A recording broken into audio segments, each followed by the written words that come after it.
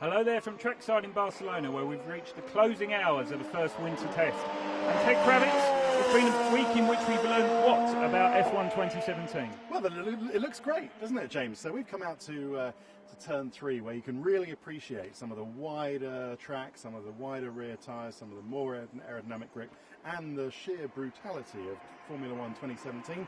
At the moment, we've got a Red Bull, we've got a McLaren, and we have a Ferrari on track. So right on cue comes the McLaren, and Stoffel Van Dorn, the lap before, got it all out of shape on the exit of 2.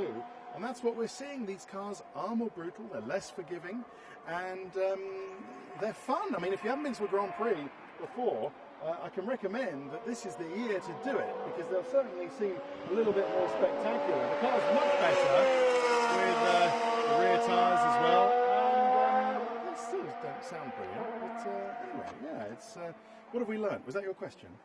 Well, we've just seen the Ferrari Kimi Raikkonen go past there. Has there been any early evidence that the gap to Mercedes from the last 3 years has closed at all, or could close? No. I mean, Ferrari will be up there, I'm sure. They've made strides. Red Bull will be up there, but from the first test, Mercedes have just been the star performers yet again. Why should we be so surprised? For winning the Constructors' Championship, they get lots of money. They're well funded by Mercedes and their sponsors themselves. So for the best team with the best money and the best car and the best engineers end up in front, then there should be no surprise there. It's logical. So yeah, I think we might end up with a very similar order to the one we had when we left Abu Dhabi at the end of 2016. Valtteri Bottas looks like he's going to end the week with the fastest time. His first full week as a Mercedes race driver. What have we learnt about him and his blossoming partnership perhaps with Lewis Hamilton? Well, that's a very interesting question, because on the evidence the first couple of days, you would have said in similar conditions, similar fuel loads on similar time on track, Bottas was slower than Hamilton, and quite considerably so. You watched him out track, he seemed to struggle more with the car, he would lock up under braking, it wasn't as tidy. Hamilton was dialed in, gets to know the car, knows the team. Obviously, you'd expect Hamilton to have a little bit of an edge just through longevity with the team. But in the last couple of days, we've seen a very, very tasty little turn of speed from Valtteri Bottas, haven't we? So it remains to be seen. I mean, I think if he can stay to within 0.2 of Hamilton once we get to Melbourne, then we'll say job done for Bottas, and he can really build on that through the season. Any more than that, half a second, such a gap in equal conditions, qualifying in Melbourne such as that, and you'll think, oh, hello, maybe Bottas wasn't as good as we thought, but I don't think that's the case.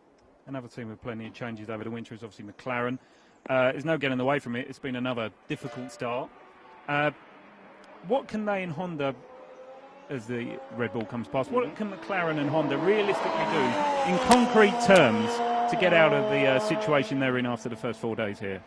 Head down, not panic, work hard and rescue something quickly, because there's only one way that things are going to go south very quickly, is if they start panicking. Things are already not great.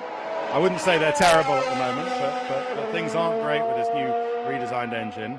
But you'll only get through that with a calm head, an analytical approach, and a little bit more patience. Then at least by the time we get to come back here in May, then we might start to see some progress from McLaren. But if they start going panicky and start thinking about ending the relationship, then trust goes on both sides, and then it's you're sure it becomes a self-fulfilling prophecy in the end. So yeah, feet down, no, head up, feet down.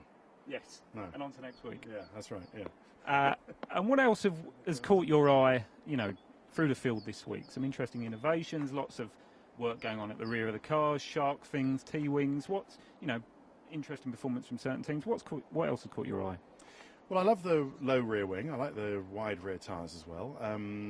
Haas, there are some nice bits on there. They look like they're going to stay a top 7 or top 8 constructor team. I like what Renault are doing. That's proper stuff from Renault, unlike last year, which was just a bit of a compromised car. I like the Red Bull there, and I wait to see with interest what more is going to come to the Red Bull. Force India and Williams haven't seen quite so much of them at the moment. Williams have a difficult time with Lance Stroll binning it a few times, and Force India, I don't think they know really where they were at the moment. So I hold my fire on that, and sadly it seems that Sauber are by themselves at the back. Well, thanks very much, Ted. Sky Sports will be back here from Tuesday for the start of the second test with daily updates on Sky Sports News HQ and on the online blog. And with the testing roundup, Paddock Uncut from 9 p.m. with Ask Crofty following at 9:15. We'll see you then.